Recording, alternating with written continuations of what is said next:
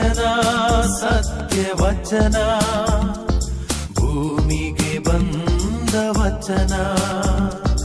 ವಚನ ಸತ್ಯ ವಚನ, ಭೂಮಿಗೆ ಬಂದ ವಚನ. ಆದಿಯಲ್ಲಿ ಇದ್ದ ವಚನ, ನಮ್ಮ ನೋಡ ಬಂದ ವಚನ.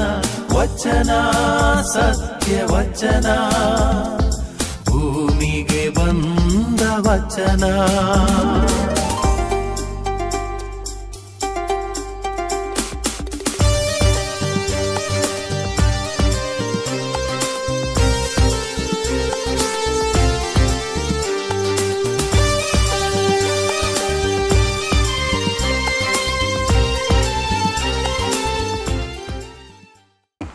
ಪಿತನ ಮತ್ತು ಸುತನ ಮತ್ತು ಪವಿತ್ರ ಆತ್ಮರ ನಾಮದಲ್ಲಿ ಆಮೇನ್.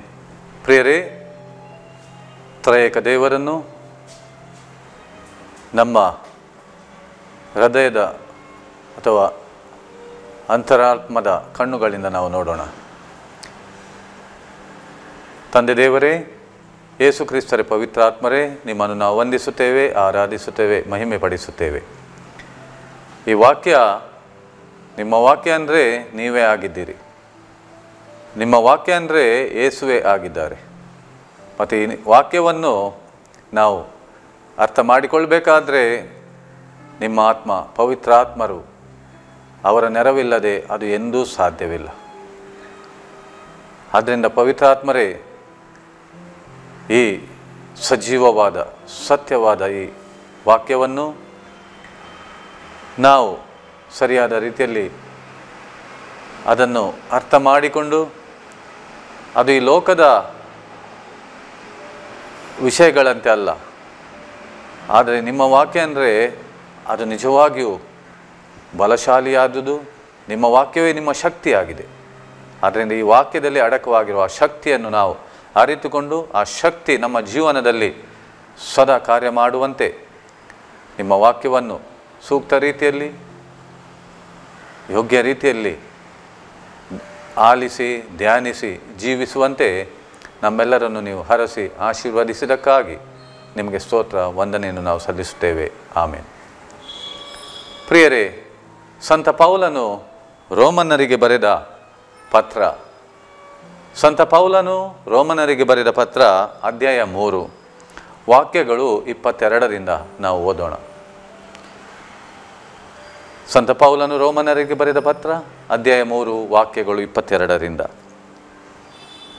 ಯೇಸು ಕ್ರಿಸ್ತರಲ್ಲಿ ವಿಶ್ವಾಸವಿಡುವುದರ ಮೂಲಕವೇ ವಿಶ್ವಾಸಿಗಳೆಲ್ಲರನ್ನೂ ದೇವರು ತಮ್ಮೊಡನೆ ಸತ್ಸಂಬಂಧದಲ್ಲಿ ಇರಿಸಿಕೊಳ್ಳುತ್ತಾರೆ. ಇದರಲ್ಲಿ ಯಾವ ತಾರತಮ್ಯವನ್ನೂ ಮಾಡುವುದಿಲ್ಲ. ಮಾನವರೆಲ್ಲರೂ ಪಾಪಿಗಳೇ, ಎಲ್ಲರೂ ದೇವದತ್ತ ಮಹಿಮೆಯನ್ನು ಕಳೆದುಕೊಂಡವರೇ. ಆದರೆ ದೇವರು ಯೇಸು ಕ್ರಿಸ್ತರ ಮುಖಾಂತರ ಅವರಿಗೆ ಪಾಪ ವಿಮೋಚನೆಯನ್ನು ದಯಪಾಲಿಸಿ ತಮ್ಮ ಉಚಿತಾರ್ಥ ಅನುಗ್ರಹದಿಂದ ಅವರನ್ನು ತಮ್ಮ ಸತ್ಸಂಬಂಧದಲ್ಲಿ ಇರಿಸಿಕೊಳ್ಳುತ್ತಾರೆ. ಪೂರ್ವಕಾಲದಲ್ಲಿ ಮಾನವರ ಪಾಪವನ್ನು ದಂಡಿಸದೆ ತಾಳ್ಮೆಯಿಂದಿದ್ದ ದೇವರು ವಿಶ್ವಾಸವುಳ್ಳವರಿಗೆ ಪಾಪ ಕ್ಷಮೆಯನ್ನು ತರುವ ಸಲುವಾಗಿ ಯೇಸು ಕ್ರಿಸ್ತರು ರಕ್ತಧಾರೆ ಎರೆಯುವಂತೆ ಮಾಡಿದರು. ತಾವು ನೀತಿ ಸ್ವರೂಪರೆಂದು ತೋರಿಸುವುದಕ್ಕಾಗಿ ಹೀಗೆ ಮಾಡಿದರು. ಯೇಸು ಕ್ರಿಸ್ತರಲ್ಲಿ ವಿಶ್ವಾಸ ಇಡುವವರನ್ನು ತಮ್ಮೊಡನೆ ಸತ್ಸಂಬಂಧದಲ್ಲಿ ಇರಿಸಿಕೊಳ್ಳುವುದಕ್ಕಾಗಿಯೂ ತಾವು ಸತ್ಯ ಸ್ವರೂಪರು ಮತ್ತು ನ್ಯಾಯವಂತರು ಎಂದು ವ್ಯಕ್ತಪಡಿಸುವ ಸಲುವಾಗಿಯೂ ಪ್ರಸ್ತುತ ಕಾಲದಲ್ಲಿ ದೇವರು ಈ ರೀತಿ ಮಾಡಿದರು. ಪ್ರಿಯರೇ, ಯೇಸು ಕ್ರಿಸ್ತರಲ್ಲಿ ವಿಶ್ವಾಸ ಇಡುವುದರ ಮೂಲಕವೇ ವಿಶ್ವಾಸಿಗಳೆಲ್ಲರನ್ನು ದೇವರು ತಮ್ಮೊಡನೆ ಸತ್ಸಂಬಂಧದಲ್ಲಿ ಇರಿಸಿಕೊಳ್ಳುತ್ತಾರೆ.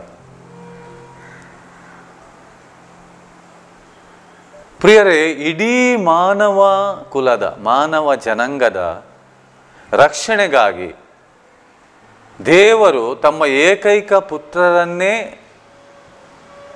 ನಮಗಾಗಿ ಧಾರೆ ಎರೆದರು, ಅಥವಾ ಈ ಲೋಕಕ್ಕೆ ಅವರನ್ನು ಅವರು ಕಳಿಸಿದರು. ಆದ್ದರಿಂದ ದೇವರಿಗೆ ಒಂದೇ ವಿಷಯ ಮುಖ್ಯವಾದುದು. ಅದು ಯಾವುದೆಂದರೆ ಯೇಸು ಕ್ರಿಸ್ತರಲ್ಲಿ ನಾವು ವಿಶ್ವಾಸ ಇಡಬೇಕು. ಯೇಸು ಕ್ರಿಸ್ತರಲ್ಲಿ ನಾವು ವಿಶ್ವಾಸ ಇಡಬೇಕು.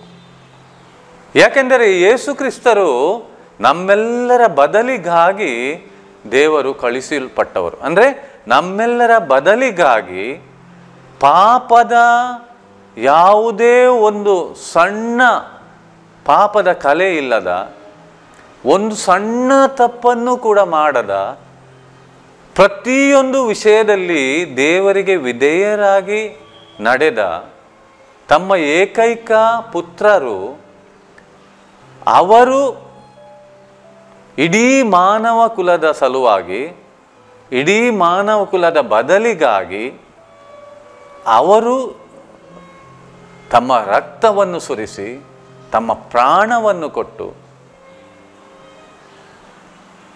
ಇಡೀ ಮಾನವ ಕುಲದ ಪಾಪಗಳಿಗೋಸ್ಕರ ದೇವರ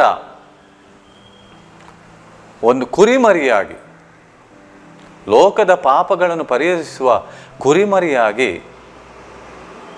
ಯೇಸು ಕ್ರಿಸ್ತರನ್ನು ಶಿಲುಬೆ ಮೇಲೆ ಜಡಿಯಲಾಯಿತು. ಆದ್ದರಿಂದ ಪ್ರಿಯರೇ, ಯಾವಾಗ ಒಬ್ಬ ವ್ಯಕ್ತಿ ಯೇಸುವಿನಲ್ಲಿ ವಿಶ್ವಾಸ ಇಡುತ್ತಾನೋ ಅವನು ದೇವರೊಡನೆ ಸತ್ಸಂಬಂಧವನ್ನು ಹೊಂದಿಕೊಳ್ಳುತ್ತಾನೆ. ಇದರಲ್ಲಿ ಜಾತಿ ಮತ ಎಂಬ ವಿಷಯವಿಲ್ಲ. ಒಂದೇ ವಿಷಯ ದೇವರಿಗೆ ಬೇಕು, ಯೇಸು ಕ್ರಿಸ್ತರಲ್ಲಿ ನಾನು ವಿಶ್ವಾಸ ಇಡುವಂಥದ್ದು. ಏಕೆಂದರೆ ಇಲ್ಲಿ ವಾಕ್ಯ ಸ್ಪಷ್ಟವಾಗಿ ಹೇಳುತ್ತದೆ, ಯೇಸು ಕ್ರಿಸ್ತರಲ್ಲಿ ವಿಶ್ವಾಸ ಇಡುವುದರ ಮೂಲಕವೇ ವಿಶ್ವಾಸಿಗಳೆಲ್ಲರನ್ನೂ ದೇವರು ತಮ್ಮೊಡನೆ ಸತ್ಸಂಬಂಧದಲ್ಲಿ ಇರಿಸಿಕೊಳ್ಳುತ್ತಾರೆ. ಬೇರೆ ಯಾವುದೇ ದಾರಿ ಇಲ್ಲ. ದೇವರೇ ನನಗೆ ನಿನ್ನ ಮಗನಾಗಬೇಕು, ದೇವರೇ ನನಗೆ ನೀವು ನಿಮ್ಮ ಸತ್ಸಂಬಂಧದಲ್ಲಿ ಇಟ್ಟುಕೊಳ್ಳಿ, ದೇವರೇ ನನಗೆ ನಿತ್ಯ ಜೀವ ಬೇಕು, ದೇವರೇ ನನಗೆ ನನ್ನ ಪಾಪಗಳಿಗೆ ಕ್ಷಮೆ ಬೇಕು, ದೇವರೇ ನನಗೆ ನಿಮ್ಮೊಡನೆ ಸದಾಕಾಲ ಜೀವಿಸಬೇಕು, ದೇವರೇ ನನಗೆ ಸ್ವರ್ಗ ಸಾಮ್ರಾಜ್ಯ ಬೇಕು, ದೇವರೇ ನನ್ನ ಆತ್ಮ ನಾಶವಾಗಬಾರದು, ನಾನು ಸದಾಕಾಲಕ್ಕೂ ಜೀವಿಸಬೇಕು, ನರಕ ನನಗೆ ಬೇಡ ದೇವರೇ ಎಂತ ನಾವು ಎಷ್ಟೇ ಪ್ರಾರ್ಥನೆ ಮಾಡಿದ್ರು ಅದಕ್ಕೆ ದೇವರು ಕೊಡುವ ಒಂದೇ ಉತ್ತರ, ಹೌದು, ಅದನ್ನು ಯಾವುದನ್ನು ನಾನು ನಿನಗೆ ಕೊಡುವುದಿಲ್ಲ, ನಿನಗೆ ಯಾವುದು ಬೇಡ, ಆ ನರಕ ಬೇಡ, ಆ ಪಾಪಗಳಿಗೆ ಶಿಕ್ಷೆ ಬೇಡ, ನಿನಗೆ ನಿತ್ಯ ಮರಣ ಬೇಡ, ಸ್ವರ್ಗ ಸಾಮ್ರಾಜ್ಯ ನಿನಗೆ ಬೇಕು, ಖಂಡಿತವಾಗಿ ನಾನು ಕೊಡ್ತೇನೆ, ವಿಶ್ವಾಸವಿಡು ಯೇಸುವಿನಲ್ಲಿ. ಯಾಕೆಂದರೆ ಅದು ಅವರ ಮುಖಾಂತರ ಮಾತ್ರ ನಿನಗೆ ಸಿಗಲು ಸಾಧ್ಯ. ಈ ವಿಷಯವನ್ನು ನಾವು ಇವತ್ತು ಪ್ರಿಯರೇ ಬಹಳ ಗಂಭೀರವಾಗಿ ತೆಗೆದುಕೊಳ್ಳಬೇಕು. ಕ್ರೈಸ್ತರಾದವರು ನಾವು ಅತಿ ದೊಡ್ಡ ತಪ್ಪು ಮಾಡಿದ್ದೇವೆ ಅಂತ ನನಗೆ ಅನಿಸ್ತದೆ. ಏನಂದರೆ ಯೇಸು ಕ್ರಿಸ್ತರೇ ರಕ್ಷಕರು ಮಾನವ ಕುಲದ ಎಂಬುದನ್ನು ನಾವು ಅಲ್ಲಿ ಇಲ್ಲಿ ಸ್ವಲ್ಪವಾಗಿ ಹೇಳಿದ್ದೇವೆ. ಆದರೆ ಇದೇ ಸತ್ಯ, ಈ ಸತ್ಯವನ್ನು ಮಾನವರಾದ ಪ್ರತಿಯೊಬ್ಬರು ಒಪ್ಪಿಕೊಳ್ಳಲೇಬೇಕು. ಯಾಕೆಂದರೆ ಇದು ನಿಮ್ಮ ರಕ್ಷಣೆಯ ವಿಷಯ, ಇದು ಬಹಳ ಗಂಭೀರವಾದ ವಿಷಯ, ನಿಮ್ಮ ಆತ್ಮರಕ್ಷಣೆಯ ವಿಷಯ ಅಂತ ನಾವು ಒತ್ತಿ ಹೇಳಿದ್ದು ಕಡಿಮೆ ಇರಬಹುದು ಅಂತ ನನಗೆ ಅನ್ನಿಸ್ತದೆ. ಇಲ್ಲಿ ವಾಕ್ಯ ಪ್ರಿಯರೇ ಸ್ಪಷ್ಟವಾಗಿ ಹೇಳುತ್ತದೆ, ಯೇಸು ಕ್ರಿಸ್ತರಲ್ಲಿ ವಿಶ್ವಾಸ ಇಡುವುದರ ಮೂಲಕವೇ ವಿಶ್ವಾಸಿಗಳೆಲ್ಲರನ್ನೂ ದೇವರು ತಮ್ಮೊಡನೆ ಸತ್ಸಂಬಂಧದಲ್ಲಿ ಇರಿಸಿಕೊಳ್ಳುತ್ತಾರೆ. ಇದರಲ್ಲಿ ಯಾವ ತಾರತಮ್ಯವನ್ನು ಅವರು ಮಾಡುವುದಿಲ್ಲ. ಮಾನವರೆಲ್ಲರೂ ಪಾಪಿಗಳೇ, ಎಲ್ಲರೂ ದೇವದತ್ತ ಮಹಿಮೆಯನ್ನು ಕಳೆದುಕೊಂಡವರೇ. ಮಾನವರೆಲ್ಲರೂ ಪಾಪಿಗಳೇ.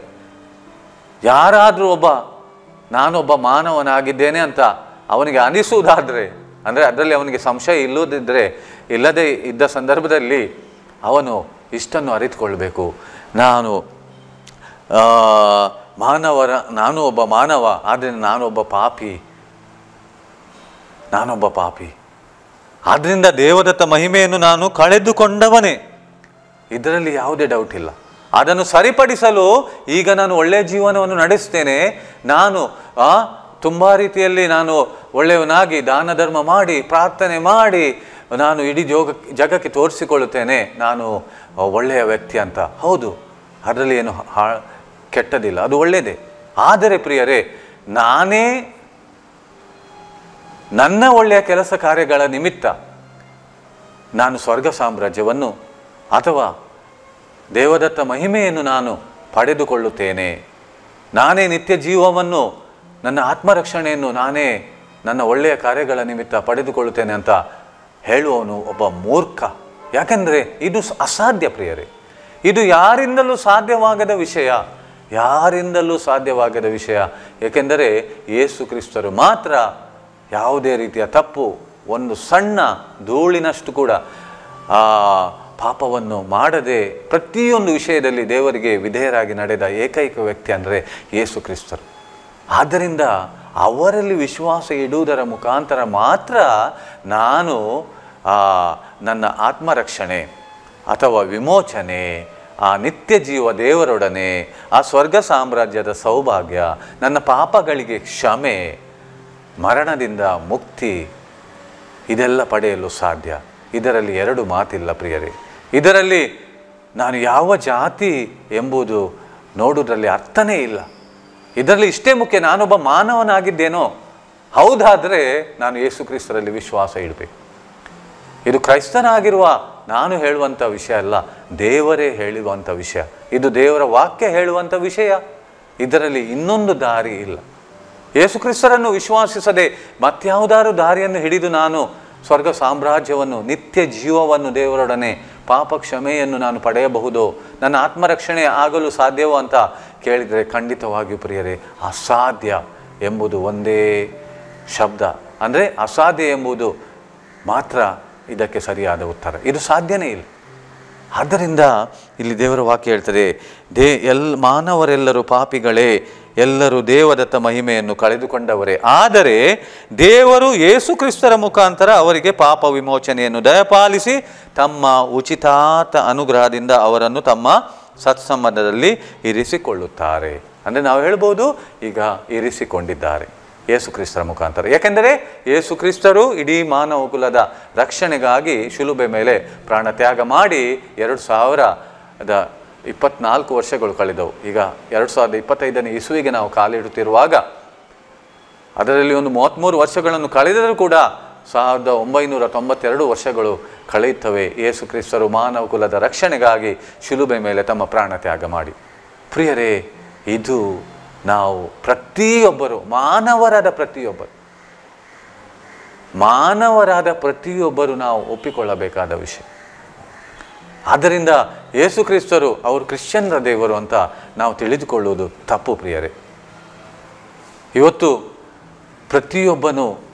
ಪ್ರತಿಯೊಬ್ಬನು ಆಶಿಸುತ್ತಾನೆ ತನ್ನ ಜೀವನದಲ್ಲಿ ನಿಜವಾಗಿಯೂ ನಾನು ದೇವರನ್ನು ಆರಾಧಿಸಬೇಕು, ದೇವರು ಎಲ್ಲಿದ್ದಾರೆ, ದೇವರು ನನಗೆ ಬೇಕು ಅಂತ ಬೇರೆ ಬೇರೆ ರೀತಿಯಲ್ಲಿ ದೇವರನ್ನು ಆರಾಧಿಸಲು ಹೋಗ್ತಾನೆ.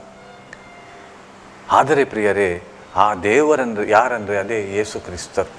ಮನುಜರಾಗಿ ಈ ಧರೆಗೆ ಬಂದ ಒಬ್ಬರೇ ಆಗಿದ್ದಾರೆ. ಯಾಕೆಂದರೆ ಯೌವನನ ಶುಭ ಸಂದೇಶ 1ನೇ ಅಧ್ಯಾಯದಲ್ಲಿ ನಾವು ನೋಡ್ತೇವೆ, ಆದಿಯಲ್ಲಿ ವಾಕ್ಯವಿತ್ತು, ವಾಕ್ಯವು ದೇವರ ಬಳಿ ಇತ್ತು, ವಾಕ್ಯವೇ ದೇವರಾಗಿತ್ತು, ವಾಕ್ಯವು ಮನುಜರಾಗಿ ಈ ಧರೆಗೆ ಬಂದರು.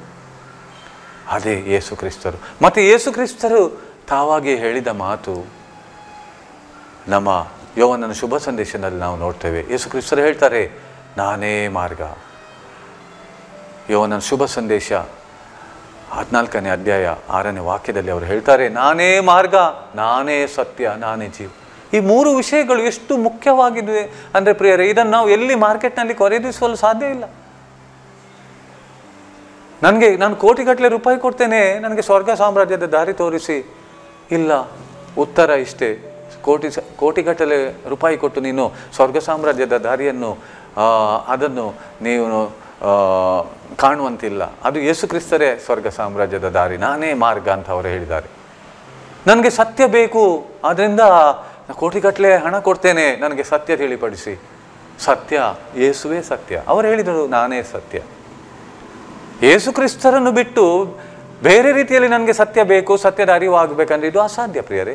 ಯೇಸು ಕ್ರಿಸ್ತರನ್ನು ಬಿಟ್ಟು ಸ್ವರ್ಗ ಸಾಮ್ರಾಜ್ಯದ ಮಾರ್ಗ ನನಗೆ ಬೇಕು, ಆ ಮಾರ್ಗದಲ್ಲಿ ನಡೆಯಬೇಕು. ಯೇಸು ಕ್ರಿಸ್ತರನ್ನು ಹಿಂಬಾಲಿಸಿ ಅಲ್ಲ, ಅವರನ್ನು ವಿಶ್ವಾಸಿಸಿ ಅಲ್ಲ, ಬೇರೆ ರೀತಿಯಲ್ಲಿ, ಇದು ಅಸಾಧ್ಯ ಪ್ರಿಯರೇ.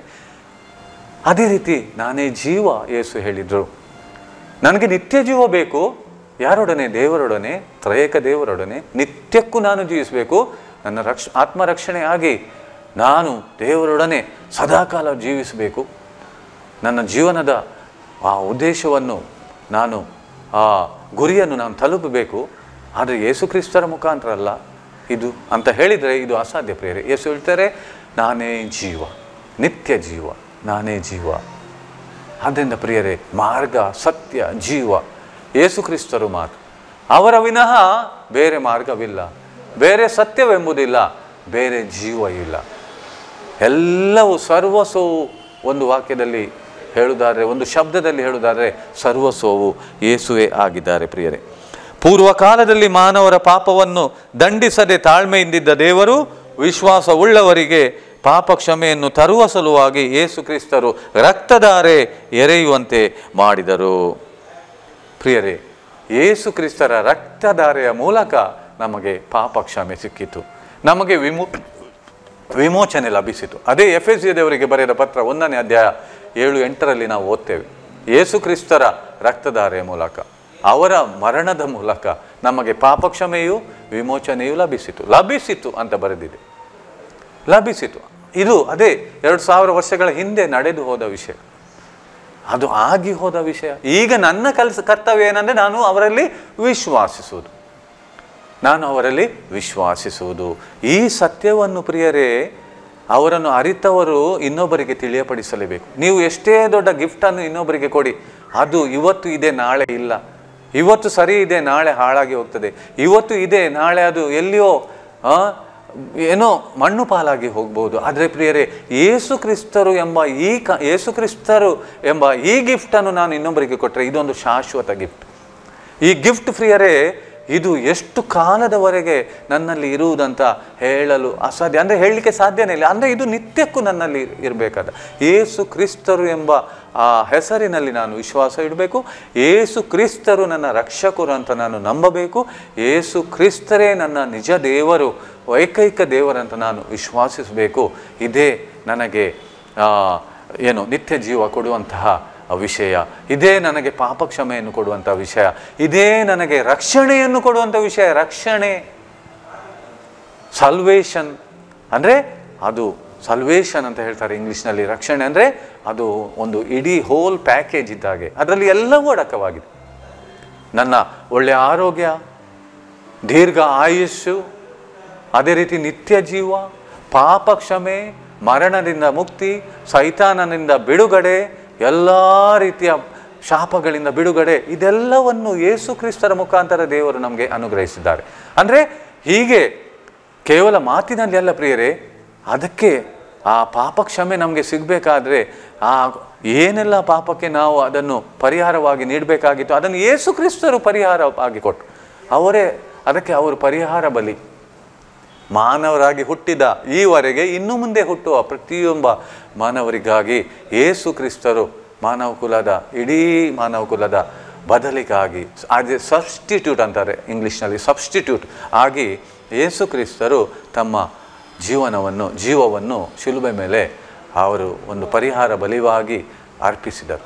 ಇದರಿಂದ ಅವರಲ್ಲಿ ವಿಶ್ವಾಸವುಳ್ಳವರಿಗೆ ಯೇಸು ಕ್ರಿಸ್ತರಲ್ಲಿ ದೇವರು ಯಾವ ರೀತಿ ಕಾಣುತ್ತಾರೋ, ನನ್ನ ಏಕೈಕ ಪುತ್ರ, ನನಗೆ ಅತಿ ಪ್ರಿಯನು, ನನ್ನ ಮೆಚ್ಚುಗೆಗೆ ಪಾತ್ರನು ಅಂತ ಯಾವ ರೀತಿ ಯೇಸುವಿನ ಬಗ್ಗೆ ದೇವರು ಹೇಳಿದರೂ ಅವರು ದೀಕ್ಷಾಸ್ನಾನ ಪಡೆದು ಬರೆದಾಗ ಅದೇ ರೀತಿ ಪ್ರಿಯರೇ ನಮ್ಮ ಬಗ್ಗೆಯೂ ದೇವರು ಅದನ್ನೇ ನುಡಿಯುತ್ತಾರೆ. ಯಾಕೆಂದರೆ ಈ ದೇವರು ನಮ್ಮಲ್ಲಿ ಯೇಸುವನ್ನು ನೋಡ್ತಾರೆ. ಯಾಕೆಂದರೆ ನಾನು ಯೇಸುವಿನಲ್ಲಿ ವಿಶ್ವಾಸಿಸಿದ್ದೇನೆ, ಆದ್ದರಿಂದ ಈಗ ನಾನು ಯೇಸುವಿಗೆ ಒಬ್ಬ ಸಹೋದರ ಅಥವಾ ಸಹೋದರಿ, ದೇವರಿಗೆ ಮಗ ಅಥವಾ ಮಗಳು, ಇಷ್ಟೇ ವಿಷಯ. ಆದ್ದರಿಂದ ಪ್ರಿಯರೇ, ತಪ್ಪಾಗಿ ಎಂದೂ ಕೂಡ ಎಣಿಸಬೇಡಿ, ಯೇಸು ಕ್ರಿಸ್ತರು ನನಗೆ ಬೇಡ, ನನಗೆ ಎಲ್ಲವೂ ಬೇಕು, ಯೇಸು ಕ್ರಿಸ್ತರು ಬೇಡ ಅಂದರೆ ಇದು ಅಸಾಧ್ಯವಾದ ವಿಷಯ ಪ್ರಿಯರೇ. ಆದ್ದರಿಂದ ನಾವು ಪ್ರತಿಯೊಬ್ಬರು ಕೂಡ ಆ ಯೇಸುವಿನಲ್ಲಿ ದೃಢವಾದ ವಿಶ್ವಾಸ ಇಟ್ಟುಕೊಂಡು, ಈ ವಾಕ್ಯವು ಮುಂದುವರಿದು ಹೇಳುವಂತೆ, ಯೇಸು ಕ್ರಿಸ್ತರಲ್ಲಿ ವಿಶ್ವಾಸ ಇಡುವವರನ್ನು ತಮ್ಮೊಡನೆ ಸತ್ಸಂಬಂಧದಲ್ಲಿ ಇರಿಸಿಕೊಳ್ಳುವುದಕ್ಕಾಗಿಯೂ ತಾವು ಸತ್ಯ ಸ್ವರೂಪರು ಮತ್ತು ನ್ಯಾಯವಂತರು ಎಂದು ವ್ಯಕ್ತಪಡಿಸುವ ಸಲುವಾಗಿಯೂ ಪ್ರಸ್ತುತ ಕಾಲದಲ್ಲಿ ದೇವರು ಈ ರೀತಿ ಮಾಡಿದರು. ಆದ್ದರಿಂದ ಯೇಸು ಕ್ರಿಸ್ತರು ಬಂದ ಮೇಲೆ ಮಾನವ ಕುಲಕ್ಕೆ ರಕ್ಷಣೆಯ ಮಾರ್ಗ ದೊರಕಿತು. ಈಗ ಆ ರಕ್ಷಣೆಯ ಮಾರ್ಗ ನಮ್ಮ ಮುಂದೆ ಇದೆ, ರಕ್ಷಣೆ ನಮ್ಮ ಮುಂದೆ ಇದೆ, ಎಲ್ಲವೂ ನಿತ್ಯ ಜೀವ ನಮ್ಮ ಮುಂದೆ ಇದೆ.